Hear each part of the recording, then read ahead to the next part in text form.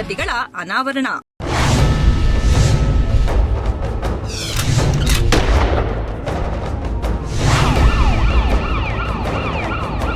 Crime ಕಹಾನಿ, ಭೋಗದ ಲೋಕದ ಕರಾಳ ಕಥೆ.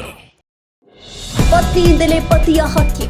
ಕುಡಿದು ಬಂದು ಗಲಾಟೆ ಮಾಡುತ್ತಿದ್ದ ಗಂಡನ ಕೊಲೆ ಮಾಡಿದ ಪತಿ.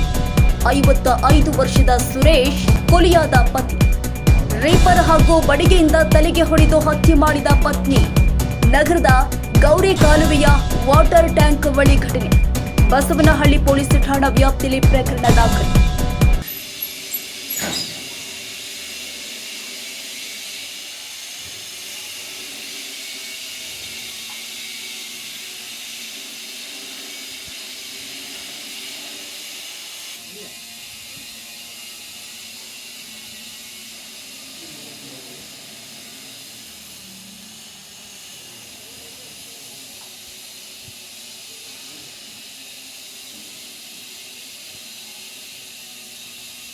ಕ್ರೈಮ್ ಮಾಡಿಲ್ಲಲ್ಲ, ಕ್ರೈಮ್ ಮಾಡಿ ಸ್ಪಾಟಿಗೆ ಹೋಗಿಲ್ಲ ಅಂತ.